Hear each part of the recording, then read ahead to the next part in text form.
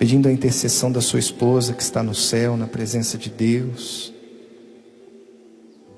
pedindo por este coração que tanto se dedica, que tanto se esforça pela igreja, livremente, mas porque um dia foi batizado no Espírito Santo, foi visitado por Deus, tem dado tantos frutos para a honra e glória de Deus, mas também para a nossa salvação.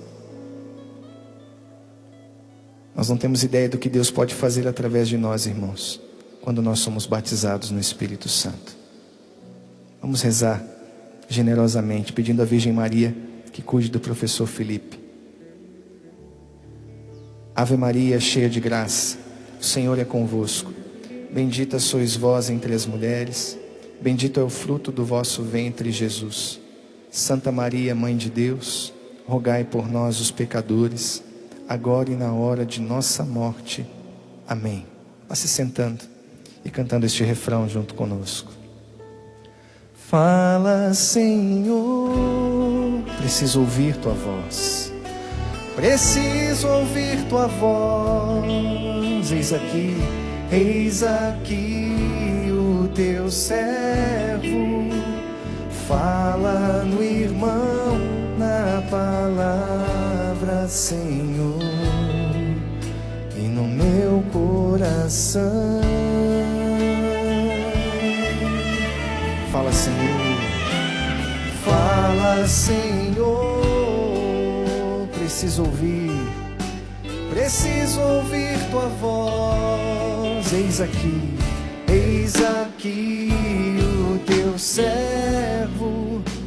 Fala no irmão, na palavra, Senhor, e no meu coração.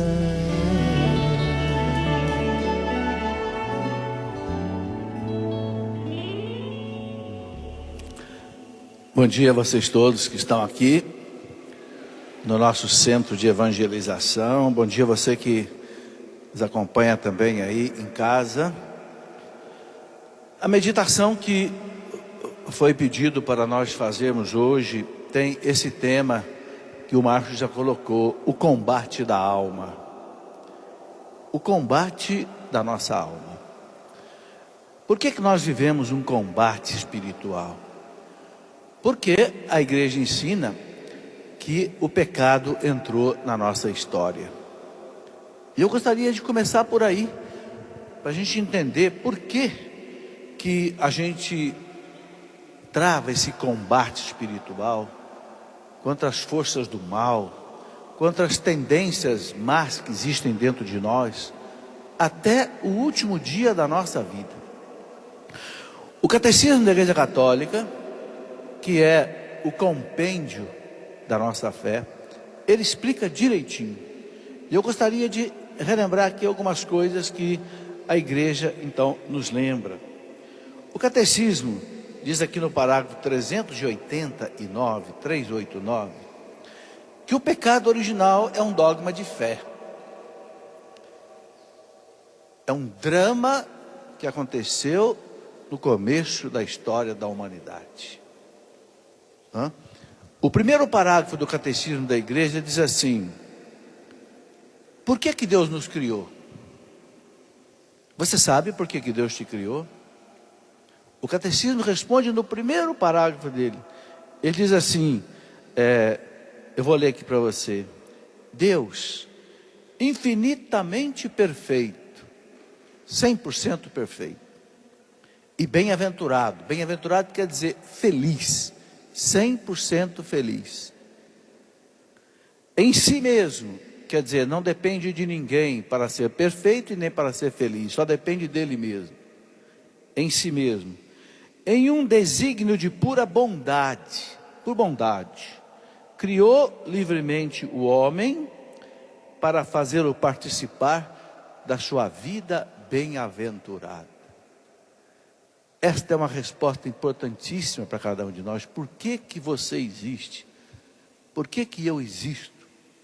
Deus, perfeito, 100% perfeito, 100% feliz, num ato de bondade, livremente, nos criou para quê? para viver a felicidade dele. Diz o catecismo, para participar da sua vida bem-aventurada. É o céu. São Paulo diz, na primeira carta aos Coríntios, no capítulo 1, né? Lá no versículo 29, São Paulo diz assim: olhos humanos jamais viram, ouvidos humanos jamais ouviram, coração humano jamais sentiu o que Deus tem preparado para aqueles que o amam. A felicidade de Deus, a bem-aventurança. E Deus, quando nos criou os nossos primeiros pais, os colocou no céu. Aquele paraíso terrestre, aquele Éden, que é apenas assim uma figura um tanto alegórica, mas que revela uma verdade religiosa. Deus colocou o homem na sua companhia, na sua comunhão. O texto bíblico diz que Deus passeava com Adão e Eva no jardim do Éden. O jardim, para o oriental, é o lugar da comunhão, da intimidade. Entende? Mas Adão e Eva, os nossos primeiros pais, desobedeceram a Deus. O catecismo diz que eles quiseram ser felizes sem Deus, contra Deus, ouvindo a voz do mal, ao invés de obedecer à voz de Deus. Isso tem nome: pecado. Então o pecado entrou na nossa história. Olha o que diz o catecismo aqui, no parágrafo 389. Diz assim, olha: a doutrina do pecado original é, por assim dizer, o reverso. O reverso quer dizer o outro lado da boa notícia de que Jesus é o Salvador de todos os homens e que todos têm necessidade da salvação e de que a salvação é oferecida a todos graças a Cristo. Então o catecismo está dizendo: o pecado original existiu, nós nos perdemos, porque nós somos filhos de Adão e Eva, e agora nós temos que ser salvos. Em quem? Em Jesus Cristo. Aí ele continua dizendo aqui: a igreja que tem o sentimento de Cristo sabe perfeitamente que não se pode atentar contra a revelação do pecado original sem atentar contra o mistério de Cristo. Você entendeu? O catecismo está dizendo assim: se você negar o pecado original, você está negando Jesus Cristo.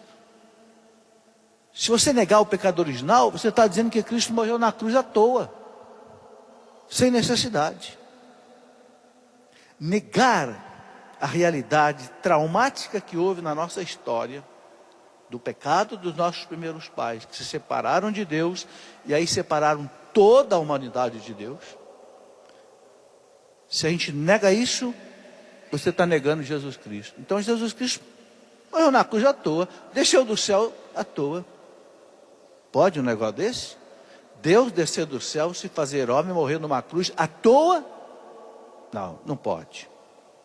Então realmente houve algo muito sério. Algo que desorganizou a humanidade, desorganizou o mundo, enfraqueceu a nossa natureza. E eu quero aqui ler para vocês mais alguma coisa que o catecismo diz, porque melhor do que eu ele explica. No parágrafo 397, o catecismo diz assim, olha: o homem tentado pelo diabo, lá no paraíso, né? Deixou morrer em seu coração a confiança em seu Criador. É o que o demônio faz no coração de nós. O demônio tenta fazer a gente desconfiar de Deus. Mina a confiança que nós temos em Deus. Aí ele diz aqui: e abusando da sua liberdade. Deus não deu liberdade para o homem para fazer o mal. O pecado é o abuso da liberdade. Então ele diz aqui: abusando da sua liberdade, desobedeceu o mandamento de Deus. Foi nisso que constituiu o primeiro pecado do homem. Todo pecado daí em diante será uma desobediência a Deus e uma falta de confiança na sua bondade. O que o tentador faz? Ele procura fazer você separar-se de Deus, desconfiar de Deus, seguir o seu caminho ao invés de seguir o caminho de Deus, seguir a sua vontade miserável ao invés de seguir a vontade de Deus. É o pecado. E aí o catecismo continua dizendo aqui para nós mais uma coisa muito importante. Parágrafo 409, ele diz assim: esta situação dramática do mundo, que inteiro está sob o poder do maligno, é aquilo que São João fala na primeira carta dele, capítulo 5, versículo 19. O mundo jaz sob o maligno, diz São João. Por quê? Porque o maligno conquistou esse poder sobre a humanidade, quando ele fez os nossos primeiros pais pecarem. Para nos arrancar das mãos do demônio, foi preciso isso daqui. Alguém teve que pagar um resgate de valor infinito. Infinito. Porque a ofensa à justiça divina, ela toma proporções infinitas. Então, ainda que um homem mais santo morresse na cruz, não era o suficiente. Então, Deus teve que descer do céu, se fazer homem, morrer numa cruz e oferecer à justiça divina um resgate de valor infinito, para que nós pudéssemos então agora, pelo batismo. O que é o batismo? O batismo é a aplicação da morte e ressurreição de Cristo a cada pessoa. No batismo a pessoa morre nos braços do demônio e ressuscita nos braços de Deus. Essa é a nossa fé. Por isso que a igreja não quer que nenhuma criança fique sem batismo. Batize logo, né?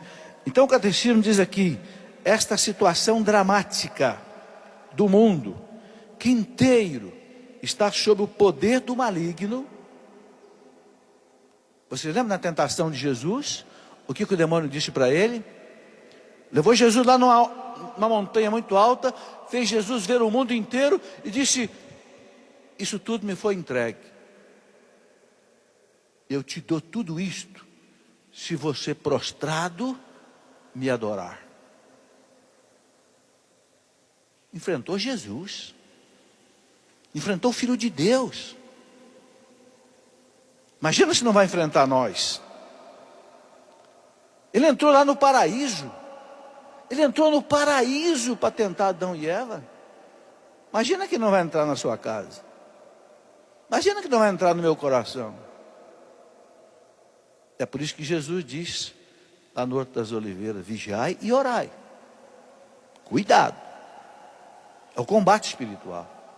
Porque o espírito é forte, mas a bendita da natureza humana, a bendita da carne, é fraca. Então o catecismo continua dizendo aqui uma coisa muito interessante: uma luta árdua contra o poder das trevas atravessa a história da humanidade. Iniciada desde a origem do mundo, vai durar até o último dia, até Jesus voltar. Essa luta das trevas contra a luz, do demônio contra Deus, vai durar até o último dia. Está aqui, parágrafo 409 do catecismo. Segundo as palavras do Senhor, inserido nesta batalha, o homem deve lutar sempre para aderir ao bem. Não consegue alcançar a unidade interior senão com grandes lutas e o auxílio da graça de Deus. Então, o catecismo diz aqui para nós, gente, que infelizmente, por causa disso, a morte entrou na nossa história. São Paulo diz lá em Romanos 6,13, São Paulo diz que o salário do pecado é a morte. Então agora, para a gente lutar contra isso, a gente tem que primeiro ter disposição de lutar e contar com a graça de Deus. Esse é o combate espiritual. Eu acabei de publicar um livro pela nossa editora chamado Combate Espiritual. Um livro que foi escrito no século XVI e que era livro de cabeceira de um santo doutor da igreja chamado São Francisco de Sales. O nome do monge que escreveu era Lorenzo Scupoli, o combate espiritual. É exatamente isso que ele coloca. Até a nossa morte, nós temos um combate todos os dias. Não pode bobear, porque senão cai. Entenderam? Mas com a graça de Deus, com aquilo que a igreja nos oferece, que o Cristo deixou através da igreja, a gente é forte. Eu quero pegar um texto de São Paulo, muito interessante, que é a carta de São Paulo aos Efésios, no capítulo 6, onde São Paulo explica como é que é esse combate. Efésios 6, né? São Paulo diz assim, segue aí comigo, você que tem aí a sua Bíblia, mesmo você que está em casa também, se puder, pega aí a sua Bíblia, porque é um texto muito importante. São Paulo explica muito bem, ele diz assim, ele chama de armadura do cristão. Se o cristão tem que ter uma armadura, o que é essa armadura? No tempo de São Paulo, vocês sabem, não tinha arma de fogo, era só espada, lança, flecha, as chamadas armas brancas, não tinha armas vermelhas de tiro. Então o sujeito ia para o combate como? Usando uma armadura. Era uma roupa de metal que cobria da cabeça aos pés.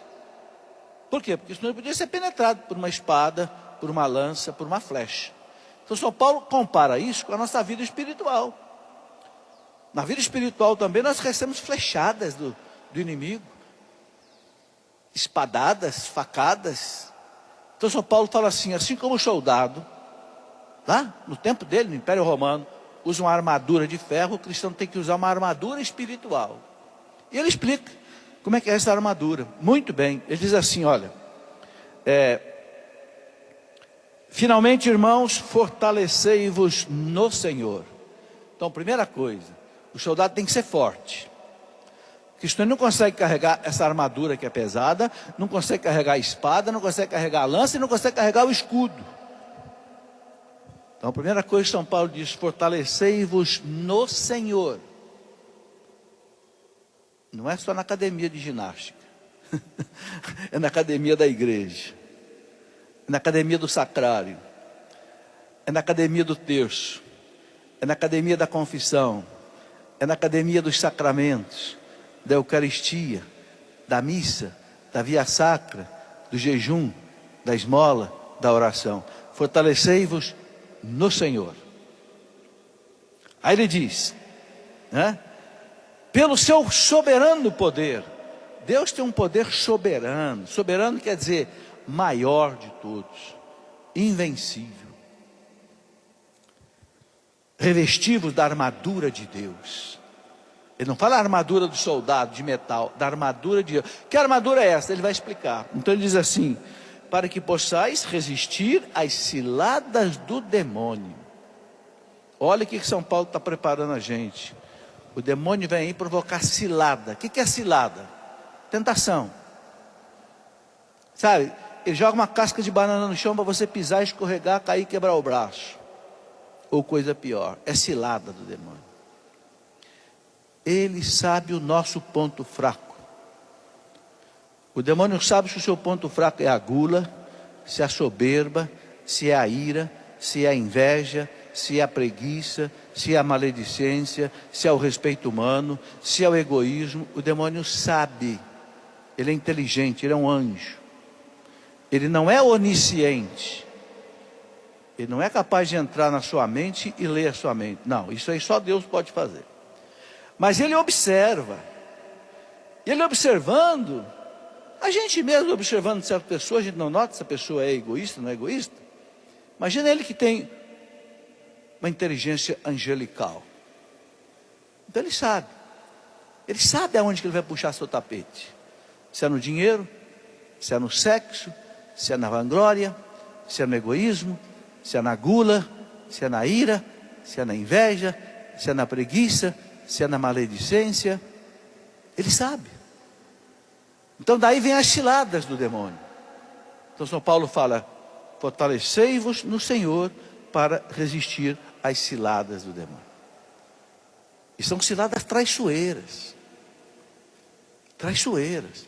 Não vem assim na luz do dia, não. Não, ele te pega lá na madrugada. Às vezes quando você está dormindo. E tira teu sono. Faz você morrer de preocupação, de medo, de uma situação. É na calada da noite. O bandido age no escuro, o bandido não age debaixo da luz. Qualquer bandido espera chegar à madrugada para ele sair para a rua. O demônio também espera a madrugada espiritual para atacar os filhos de Deus. Então São Paulo diz aqui, para resistir às ciladas do demônio. Pois não é contra homens de carne e sangue que temos de lutar, mas contra os principados e potestades, contra os príncipes deste mundo tenebroso, contra as forças espirituais do mal espalhada nos ares. O que quer dizer tudo isso daqui? Nossa luta não é contra homens, mulheres, é contra anjos maus, potestades, poderes desse mundo tenebroso. É contra aquilo que a gente chama de Satanás e seus anjos. Eu fico horrorizado,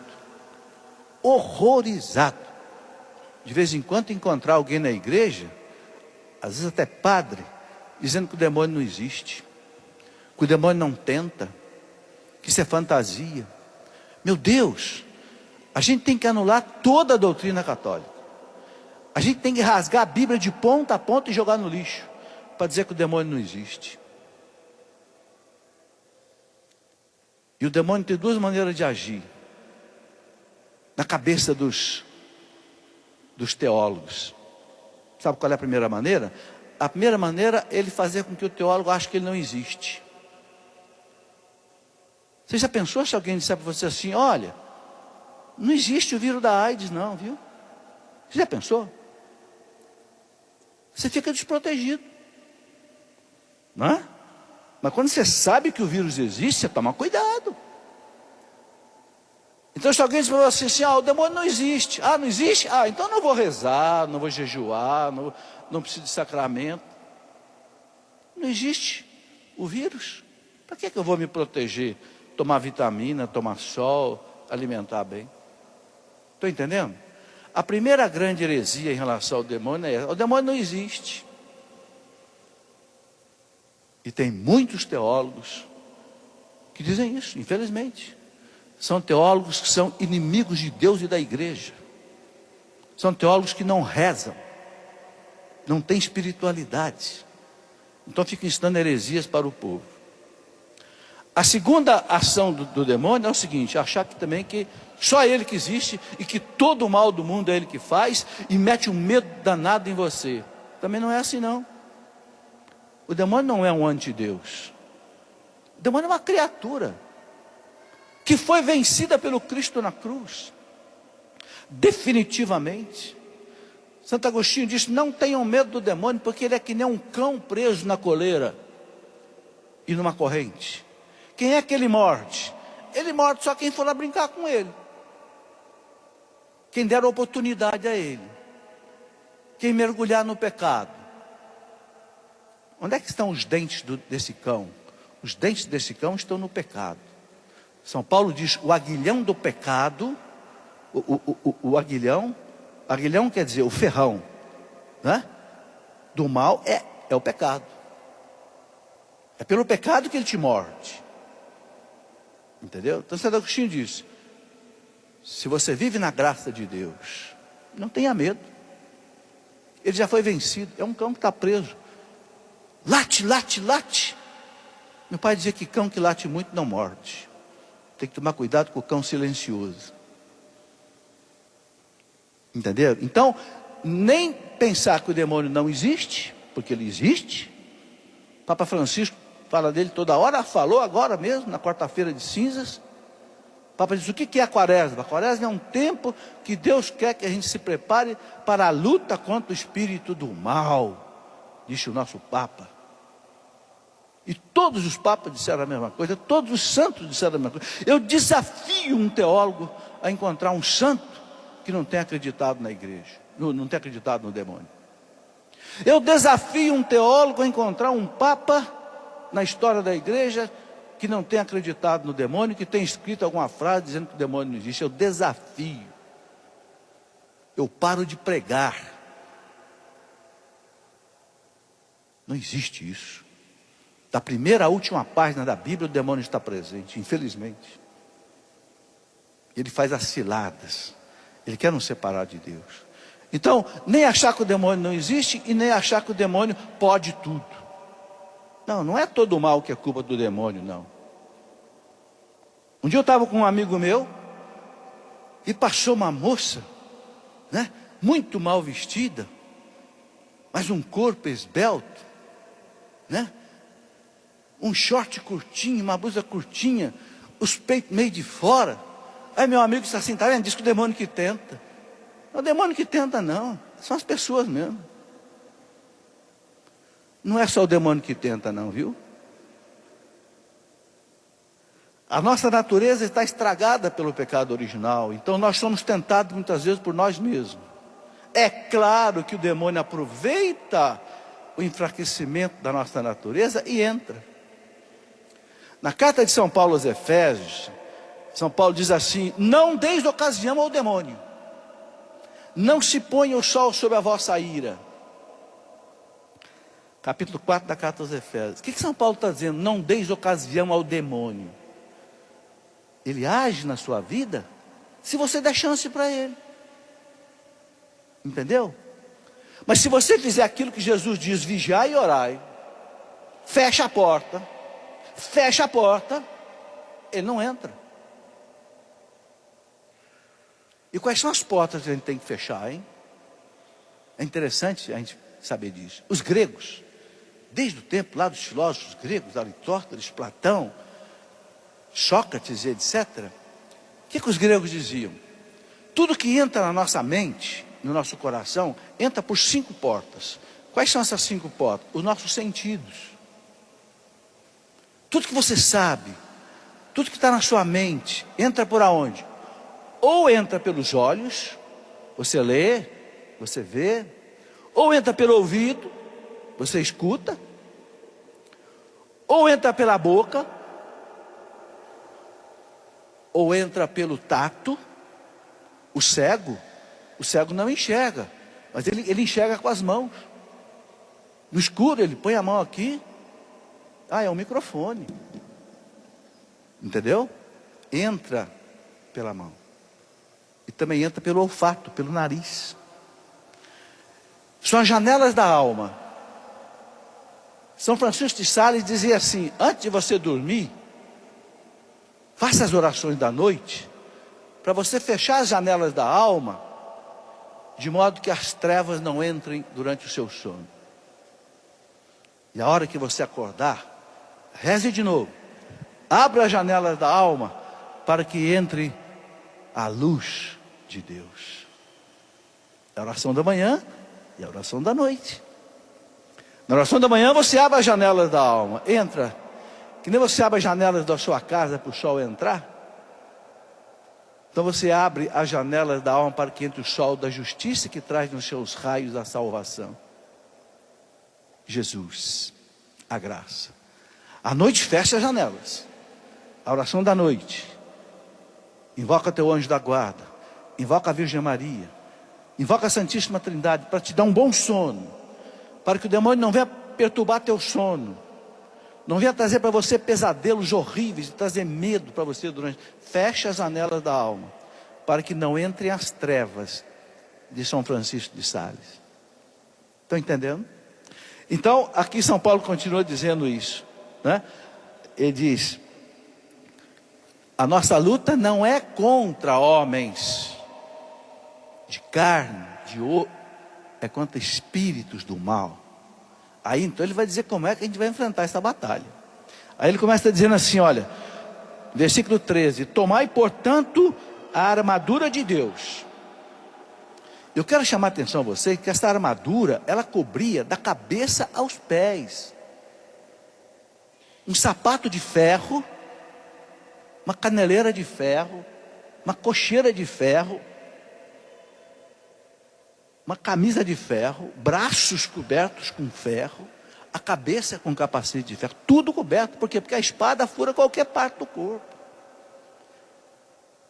O demônio atinge qualquer tipo de situação sua. Entendeu? E como eu disse, ele sabe qual é o ponto fraco de cada um de nós. Então a armadura de Deus tem que nos proteger. A armadura de Deus tem que nos proteger. Então São Paulo diz, né? Tomai, portanto, a armadura de Deus, para que possais resistir nos dias maus, e manter-vos inabaláveis no cumprimento do vosso dever. Vamos meditar bem isso, gente. Um padre amigo meu, de 85 anos, padre Francisco Fausto, ele diz assim: meditar é como você chupar uma bala.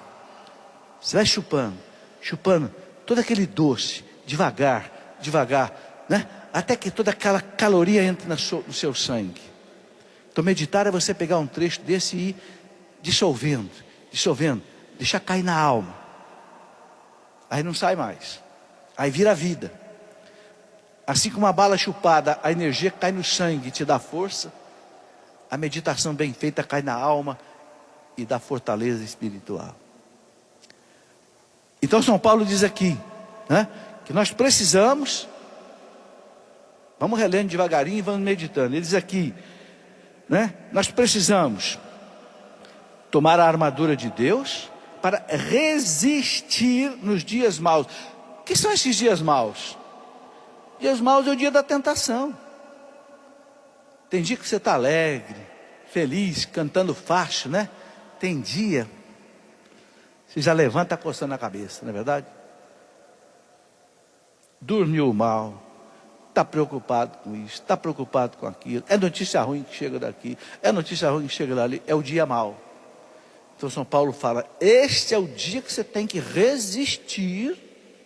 E ele fala uma coisa interessante em seguida: resistir é manter-vos inabaláveis no cumprimento do vosso dever.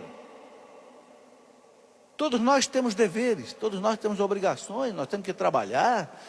Você tem que arrumar sua casa, tem que fazer a comida, lavar a roupa, lavar isso, fazer aquilo, né? Ir para o seu consultório médico. Então o dia mau, a tentação quer te quebrar. Quem impediu você de trabalhar? Quem impediu você de cumprir o seu dever? Então, São Paulo diz: colocar a armadura de Deus para resistir nos dias maus e continuar cumprindo o dever. O Padre Jonas usa a expressão guerreiro ferido. Tem que continuar batalhando, mesmo ferido. Entende? Deus vai dar a graça para continuar a lutar. Bem, e São Paulo continua dizendo assim, olha, versículo 14: ficai alerta, né? Olha como é que a gente tem que ler devagarinho. Ficai alerta, ou seja, não dorme. Não dorme porque você não sabe a hora que o inimigo vai atacar. De vez em quando eu vou à Terra Santa, nas peregrinações. Um dia, uma guia judia falou assim para mim: professor, aqui em Israel, a gente dorme com uma vista só, a outra fica aberta. Eu digo, por que, Selma? Por quê? Porque nós somos 5 milhões de judeus, cercados de 200 milhões de árabes querendo nos destruir. Então aqui, a moça serve o quartel, o rapaz serve o quartel, 3 anos. E os 3 anos ele não tira a farda, nem para dormir. Ele tira a farda para tomar banho, recoloca. Ele vai para a universidade fardado, leva o fuzil no ombro. Ele vai dormir, ele dorme fardado, o fuzil do lado da cama dele. Porque nós temos que ficar alerta. A gente não sabe que hora a gente pode ser atacado. É isso, na vida espiritual é isso. São Paulo diz: ficai alerta, não bobeia. A gente tem que ter o espírito aquecido 24 horas. Quando eu era moço, um dia eu fui me confessar com um padre holandês velhinho, lá em Itajubá, onde eu morava, eu era professor lá na universidade. E eu falei para o padre, eu estou cansado desse pecado.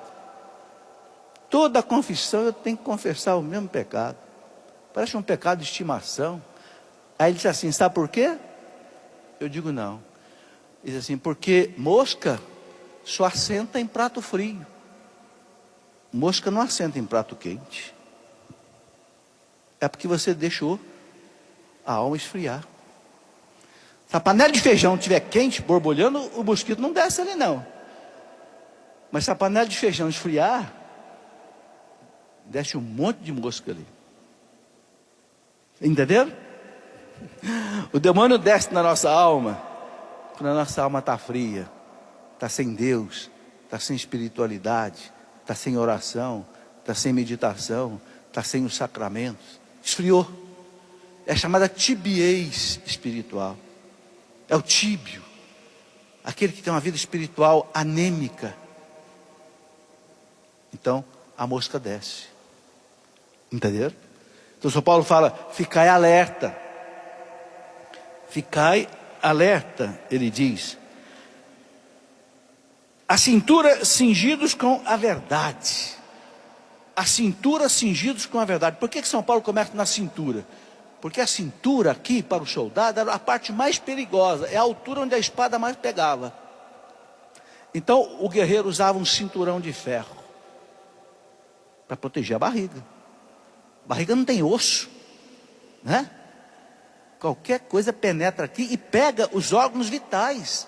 Se perfurar o rim, se perfurar o fígado, se perfurar o baço, dá uma hemorragia, morre na hora. Então São Paulo fala, cingidos com o cinto da verdade. Agora o que eu quero detalhar palavra por palavra dessa de São Paulo. Por que São Paulo manda em estar cingidos com o cinto da verdade? Por quê? Porque é a verdade que salva. O que Jesus disse? Eu sou a verdade. Ele não disse eu sou uma verdade, existe uma porção. Não, eu sou a única verdade. Eu sou a. A, em português, é artigo definido, singular. Definido. Eu sou a verdade. Então São Paulo fala, veste o cinto da verdade. São Paulo diz a Timóteo, na primeira carta a Timóteo, capítulo 2, versículo 4, São Paulo diz a Timóteo assim, Timóteo, Deus quer que todos se salvem e cheguem ao conhecimento da verdade. Estão entendendo? Deus quer que todos se salvem, Timóteo, mas para isso é preciso chegar ao conhecimento da verdade.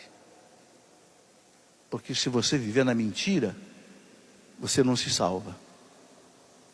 O mundo, meus irmãos, está dividido em duas partes. Aqueles que vivem na verdade do Espírito Santo, Jesus chama o Espírito Santo do Espírito da verdade. Na Santa Ceia, Jesus disse para os apóstolos, quando vier o Paráclito, o Espírito da verdade, ensinar-vos-á toda a verdade. João 16, 12 e 13. Jesus, eu tenho muitas coisas para dizer para vocês da Santa Ceia. Eu tenho muitas coisas para dizer para vocês, mas vocês não estão preparados para ouvir agora. Ora, já eram 11 horas da noite, né? Estavam cansados. Eu tenho muitas coisas ainda para dizer para vocês, mas vocês não estão preparados para ouvir agora. Mas quando vier o Paráclito, João 16, 13, o Espírito da verdade, ensinar-vos-á toda a verdade. Jesus prometeu para a igreja, na Santa Ceia, que a igreja nunca ia errar o caminho, porque é o Espírito Santo que seria o garantidor da verdade na igreja. É por isso que a igreja tem 2000 anos, o nosso credo nunca mudou, nosso credo tem 2000 anos. Nunca na história da igreja um papa cancelou o ensinamento doutrinário de um outro papa. Nunca. Nunca, em todos os concílios ecumênicos que a igreja fez, 21 concílios ecumênicos, nunca um concílio ecumênico disse, olha, aquilo que o concílio lá de trás ensinou está errado. Nunca. Que coisa maravilhosa. Esta é a alegria que eu tenho de ser católico. Eu saber que a minha fé tem 2000 anos. E que nunca deu um passo para trás. Que alegria. Eu saber que eu vivo com o cinto da verdade. Protegendo a parte mais frágil do meu corpo contra as ciladas do mal. A verdade que a igreja ensina. A verdade que está aqui, ó, nesse catecismo da Igreja Católica. Que o Papa João Paulo II diz que é o texto de referência da fé católica. O Papa João Paulo II diz: quem quiser saber o que a igreja ensina, olha aqui, leia isso daqui. Então São Paulo diz: primeira coisa, viva na verdade, a verdade do Espírito Santo, não viva na mentira do demônio. Ele disse a vocês que o mundo está dividido em duas partes: aqueles que vivem na verdade do Espírito Santo, que é o pai da verdade, e aqueles que vivem na mentira do demônio, que é o pai da mentira. Lá em João 8,48, Jesus diz: o demônio é pai da mentira. Quando ele mente, ele fala daquilo que lhe é próprio. É a mentira que ele foi soprar no ouvido de Eva lá no paraíso. Foi dizer para Eva: o quê? O Senhor Deus diz que você não pode comer essa fruta? Esse Deus é um Deus safado. Ele sabe que o dia que você comer essa fruta, seus olhos vão se abrir e você vai ser como deusa. Desde quando uma criatura pode ser deusa? Mas a boba da Eva acreditou que uma criatura pode se virar Deus. Entenderam? É mentira. Todo pecado é uma mentira. Toda tentação é uma mentira. Como é que você pega um peixe no anzol? Você mente para o peixe que ele vai comer uma minhoca. Só que escondido atrás da minhoca tem o quê? Tem o anzol da morte. Não é isso? É assim que ele faz com você. Ele mostra a você uma maçã caramelada. Só que essa maçã está envenenada. Quando você der uma bocada nela, ela vai ser doce na sua boca, vai ser amarga no seu ventre. E vai te levar à morte. É o pecado. Então, São Paulo diz: vamos vestir o cinto da verdade. O cinto da verdade, meus irmãos, é o cinto da igreja. Aquilo que a igreja nos ensina. Quem afronta a igreja acaba vivendo na mentira do demônio. Jesus disse para os apóstolos na Santa Ceia: o Espírito Santo ensinar-vos-á toda a verdade. Toda a verdade. Não é um tiquinho da verdade, não. É toda a verdade. O Espírito Santo relembrará a vocês tudo o que eu disse. O Espírito Santo relembrará a vocês tudo o que eu disse. Lá em Lucas 10,16, ele fala para os apóstolos: quem vos ouve, a mim ouve. Quem vos rejeita, a mim rejeita. Quem me rejeita, rejeita aquele que me enviou. Lucas 10,16. Jesus entregou o reino de Deus na mão dos apóstolos. Lucas 12,32. Não temas, pequeno rebanho, porque foi do agrado do Pai dar-vos o reino. O reino que Jesus trouxe do céu, inaugurou na terra, que nós contemplamos no terceiro mistério luminosos, não é isso? Esse reino, na mão de quem que o Senhor entregou? Na mão da igreja, dos apóstolos. Não temas, pequeno rebanho, não tenham medo, porque foi do agrado do Pai dar-vos o reino. Por isso vocês têm a verdade. Eu garanto vocês na verdade. Eu estarei com vocês até o último dia. Última frase do Evangelho de São Mateus. Então, meus irmãos, a primeira coisa para vencer esse combate espiritual é viver na verdade da igreja. O que são esse monte de seitas que estão aí, levando as pessoas para o inferno? A mentira do demônio. Entenderam? Nós temos a verdade do Espírito Santo, que está aqui na Bíblia e no catecismo da igreja, e um monte de seitas aí, milhares, onde as pessoas querem substituir Jesus Cristo, querem fundar novas religiões, querem fundar novas igrejas, como se o Cristo tivesse permitido para alguém fundar uma igreja. O Cristo não permitiu ninguém fundar a igreja. Ele diz para Pedro: tu és Pedro, sobre esta pedra edificarei a minha igreja. A minha, acabou. Ninguém tem o meu aval para sair fundando outras igrejas por aí, não. A minha igreja, Pedro, é sobre você e os apóstolos. Eu te dou as chaves do reino. Tudo que você ligar aqui, eu ligo no céu. Isto é em Mateus 16, 18. Depois em Mateus 18, 18, ele fala para todos os apóstolos: tudo que vocês ligarem na terra, eu ligo no céu. Então, meus irmãos, a verdade que salva é essa: tudo que a igreja liga na terra, Deus liga no céu. Se a igreja diz o nascimento de Jesus vai ser celebrado dia 25 de dezembro, o céu vai celebrar 25 de dezembro. Se a igreja diz o dia de Nossa Senhora assunta ao céu vai ser celebrado no dia 15 de agosto, o céu celebra no dia 15 de agosto. Porque tudo que o Papa e a igreja ligam na terra, Jesus prometeu. É promessa divina. Ele liga no céu. Tem muito cristão que não entendeu isso ainda. Tem muito cristão que não entendeu que aquilo que a igreja diz na terra está ligado no céu. Quando o Papa diz assim: fulano de tal é santo, canonizado, o céu está festejando esse santo lá também. Tudo que você ligar na terra, eu ligo. Eu, Jesus, ligo no céu. Só é bom católico quem acredita nisso. Quem tem essa fé na igreja. A igreja que tem o domínio da verdade. O que São Paulo diz para Timóteo? 1 Timóteo 3,15. 1 Timóteo 3,15. São Paulo diz para Timóteo: Timóteo, a igreja é a coluna e o fundamento da verdade.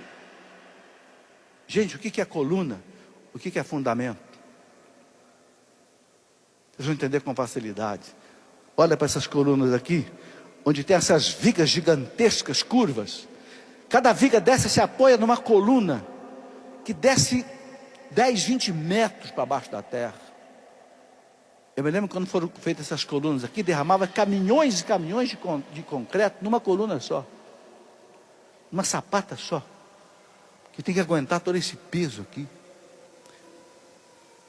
Então São Paulo diz: Timóteo, a igreja é a coluna e o fundamento. Fundamento quer dizer alicerce da verdade. Deus quer que todos se salvem e cheguem ao conhecimento da verdade. A igreja é a coluna e o fundamento da verdade. Então não se pode se salvar sem a verdade da igreja. Não sou eu que tiro essa conclusão, é São Paulo. São Paulo está dizendo: Deus quer que todos se salvem e cheguem ao conhecimento da verdade. Onde é que está a verdade? Na igreja. A igreja é a coluna e o fundamento da verdade. Estão entendendo? Nós não podemos duvidar disso. Nós católicos não podemos. Tem muito católico, meio católico, que diz assim: a igreja diz isso, mas eu não concordo. Quem é você, meu amigo, para discordar de 2000 anos de ensinamento do Espírito Santo, dos papas, dos santos, dos doutores, dos mártires? Que arrogância é esta?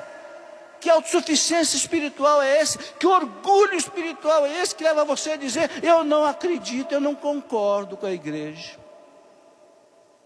Você está pegando o caminho do inferno, meu amigo. Cuidado. Porque Deus quer que todos se salvem, mas cheguem ao conhecimento da verdade. Não brinca com isso, não. Não desafia a igreja, não. A igreja é a esposa de Cristo. A igreja é o corpo de Cristo. Corpus de Cristo, diz o Papa Pio XII. Mystici corporis Christi. É o corpo místico de Cristo, sagrado, que nos dá o sacramento da salvação. Entende? E que tem a verdade plena. A verdade plena. Bom, São Paulo continua dizendo aqui o seguinte. Vejam, meus irmãos, num trechinho só, quanta coisa a gente pode tirar. Quanto tempo leva para chupar essa bala? E aí ele diz aqui, né? Ficai alerta, a cintura cingidos com a verdade, o corpo vestido com a couraça da justiça. O corpo vestido com a couraça da justiça. O que é a justiça? É a santidade. A palavra justo na Bíblia quer dizer o santo. Deus nos quer santos. Sede santos, porque eu sou santo. Deus diz para Moisés e o povo lá no Antigo Testamento: sede santos, porque eu, vosso Deus, sou santo. A gente não pode ter comunhão com Deus se não for santo. A carta aos Hebreus, capítulo 12, versículo 14, Hebreus 12, 14, diz assim. Eu vou até pegar aqui para ler, para vocês verem que bonito que diz aqui a carta aos Hebreus. Hebreus 12, 14. É uma passagem muito bonita, em que o autor sagrado diz assim: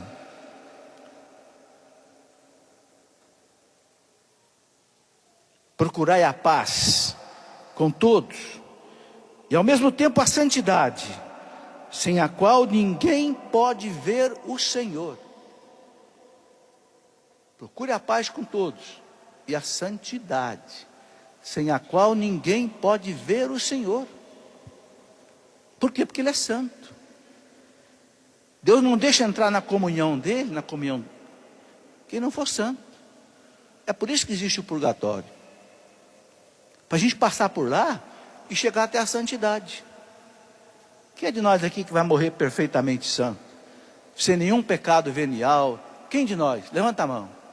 Eu abaixo as duas. Mas graças a Deus existe o purgatório. Eu vou ter uma chance de purificação até no além. A minha alma vai poder passar por um último banho, para poder entrar, ser perfeitamente santa e entrar na comunhão com Deus.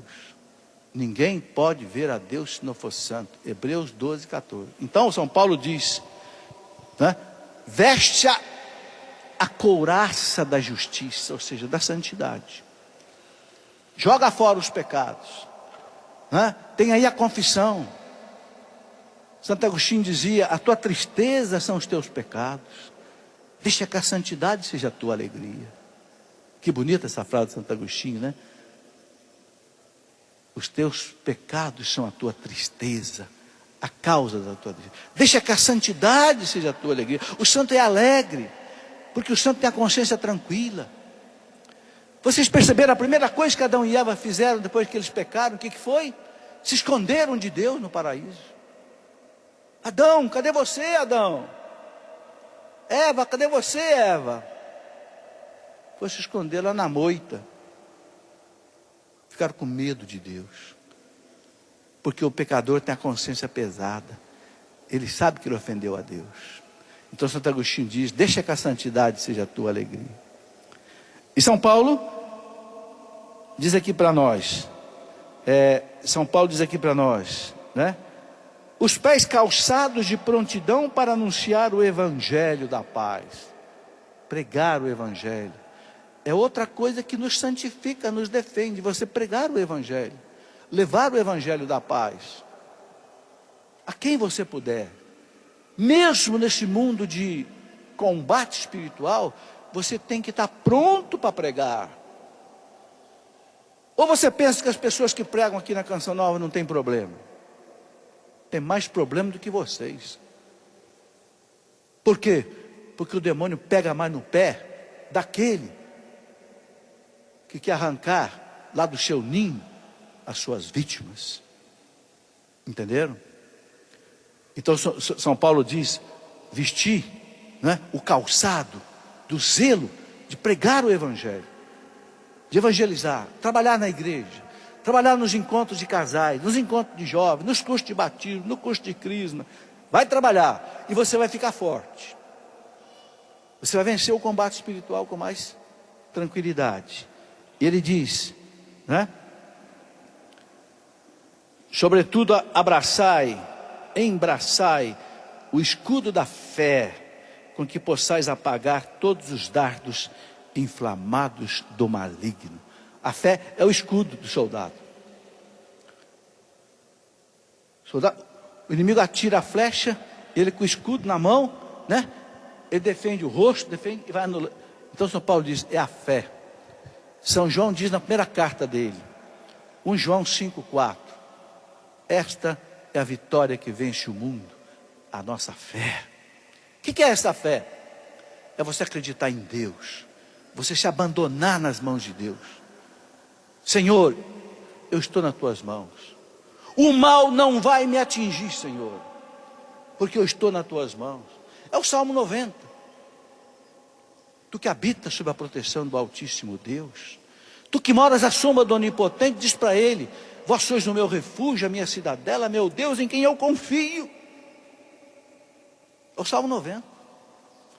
Ainda que caia 1.000 à tua esquerda, 10.000 à tua direita, tu não serás atingido, verás com teus próprios olhos o castigo dos pecadores. Porque o Senhor mandou que os teus anjos te guardem, e não permitam que teus pés resvalem em alguma pedra. Sabe, gente, a gente tem que saber certas passagens da Bíblia, tem que saber de cor, para rezar na hora da tentação. Uma delas que eu sei de cor é o Salmo 90, é o Magnífica de Nossa Senhora, que o demônio estremece quando você reza. Minha alma glorifica o Senhor, meu espírito exulta de alegria em Deus, meu Salvador. A minha confiança está em Deus. O demônio estremece quando você reza o Salmo 90, reza o Magnífica, ou você reza o Credo, ou você reza o Pai Nosso, ou você reza a Ave Maria. Ele estremece. Entenderam? Então São Paulo diz essa coisa bonita, né? E para terminar, ele diz assim: tomai, enfim, o capacete da salvação. Aí a última coisa, né? Repare que foi vestindo o soldado de baixo para cima. Veste o capacete da salvação, né? Ele diz, e a espada do Espírito, que é a palavra de Deus. A última coisa que o soldado, que São Paulo põe na mão do guerreiro espiritual, é a espada. Ele vestiu o guerreiro inteirinho. Agora ele deu o escudo, né? Ele deu a couraça, deu a roupa. Agora, última coisa, eu vou te dar a espada agora, né? A palavra de Deus, que a carta aos Hebreus diz que é como uma palavra, uma espada que corta dos dois lados, mais penetrante do que uma espada de dois gumes. O poder da palavra. Gente, quando Jesus foi tentado no deserto, como é que ele fez o demônio recuar? Jogando na cara do demônio 3 vezes a palavra. 3 vezes ele citou o Deuteronômio. Quando o demônio diz: transforma a pedra em pão, você não é filho de Deus, cara, faz aqui. Está escrito. Está escrito. Nem só de pão vive o homem, mas de toda a palavra que sai da boca de Deus. O demônio, recuou. Bate no peito dele, ele recua. Ele não tem força contra a palavra de Deus. Aí ele volta. Recuperou lá e volta. Levou Jesus lá para o alto do templo. Joga lá para baixo. Está escrito no Salmo 90: os anjos vão te sustentar nas tuas mãos, para que os teus pés não tropecem em alguma pedra. Como é que Jesus se defendeu? Veja que safado, usou o Salmo 90 contra Jesus. Ele também sabe a Bíblia, viu? Só que ele usa para o mal. Tem muita gente que usa a Bíblia para o mal. Jesus joga no rosto dele: não tentarás o Senhor teu Deus. Eu não vou ficar fazendo gracinha aqui, saltar aqui do alto do templo, para as pessoas me aplaudirem lá embaixo e me quererem fazer rei político. Eu não vim aqui para ser um rei político, eu vim aqui para ser um rei. Não tentarás o Senhor teu Deus. Aquela palavra bate na cara do demônio e ele recua. Aí vai a terceira vez. Aí ele jogou todas as cartas dele, levou Jesus para o alto da montanha e diz: o mundo inteiro é meu. Eu te dou tudo, desde que você prostrado me adore. Jesus disse: cai fora, Satanás. Está escrito, adorarás e servirás somente ao Senhor teu Deus. Aí o demônio não voltou mais. Estão entendendo? A espada do Espírito, o poder da palavra de Deus. É isso que nós temos que viver. Meditar essa palavra todo dia, guardar. Quantos versículos eu citei para vocês aqui de cabeça? Por quê? Porque eu medito essa palavra todo dia. Porque senão não tem força para subir aqui esses degraus para vir pregar para ninguém. A espada do Espírito, que você coloca o bicho para correr. Amém.